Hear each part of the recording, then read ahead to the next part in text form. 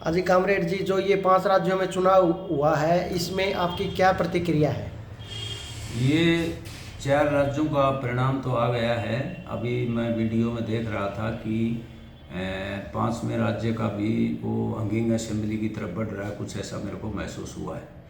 इन 4 राज्यों में तेलंगाना में कांग्रेस की विजय हुई है, उसने बहुमत प्राप्त कर लिया। 3 राज्यों में भाजपा ने बहुमत प्राप्त कर लिया। ये जो 3 राज्यों में बहुमत भाजपा ने प्राप्त किया है, ये बहुमत ज़्यादा पैसा और मीडिया, जो कॉरपोरेट मीडिया, उसके बल पर और जो भाजपा विरोधी वोट थे वो विभाजित होने की वजह से इन्होंने प्राप्त किया है।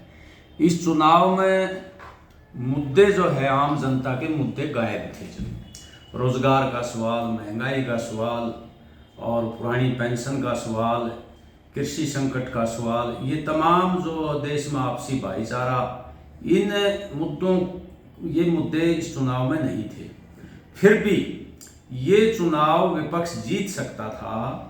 कांग्रेस पार्टी की ये भूमिका थी कि वो चुनाव से पहले जो इंडिया गठबंधन के दल थे विपक्षी और जो भाजपा के विरोधी थे, उनके साथ बैठ करके ये योजना उसको बनानी चाहिए थी। जब अगर वो योजना बनाती सबके साथ जमीनी हकीकत को ध्यान में रखते हुए उनसे उचित तालमेल होता, तो ये जो वोट परसेंटेज आई है भाजपा और कांग्रेस की, ये कांग्रेस के नेतृत्व वाला गठबंधन ज्यादा वोट परसेंटेज देता और भाजपा को आसानी से हराया जा सकता था।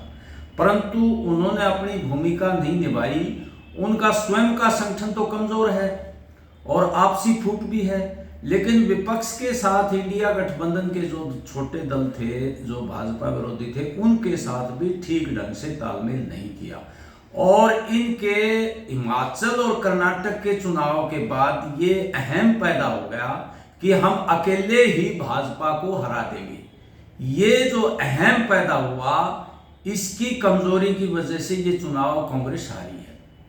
और हम ये कहना चाहते हैं कि इस चुनाव से इन्हें सबक लेना चाहिए, विपक्ष को भी सबक लेना चाहिए। और जो जन मुद्दे हैं, जो कृषि संकट है, आज किसान बर्बाद हो रहा है, मजदूरों के कानून जो है ना वो सब खत्म कर दिए, जो एक समय में संघर्ष करके हासिल किए थे। आज तमाम पब्लिक सेक्टर का निजीकरण किया जा रहा है, अडानी अंबानी जैसे कॉरपोरेट को बेचा जा रहा है। पुरानी पेंशन जो है वो खत्म कर दी और सेना में भी अग्निवीर ये ले आए, एक तरह से ठेकाकरण कर दिया। तो पूरे देश में जो रोजगार का सवाल है, शिक्षा स्वास्थ्य का सवाल है और कृषि संकट का है, ये महकमों में जो खाली पद पड़े हैं उन पर अपॉइंटमेंट करने का है, भर्ती करने का है, इन सवालों को लेके आने वाले टाइम में जो ये कमजोरियां रही, इनको दूर करते हुए देश के स्तर पर आगामी लोकसभा चुनाव में इंडिया गठबंधन को एकजुट होकर के तालमेल करके जाना चाहिए।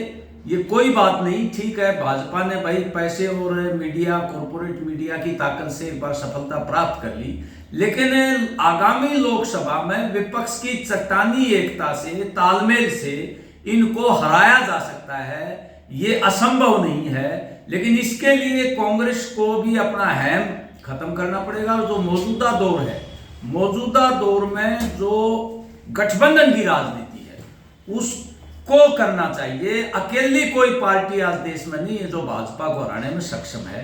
तो इस चुनाव से सबक लेकर हमें इंडिया गठबंधन की एकता बनाकर जन मुद्दों को उठा करके हमें कैंपेन करना चाहिए और हौसले के साथ करना चाहिए, ये सफलता मिलेगी।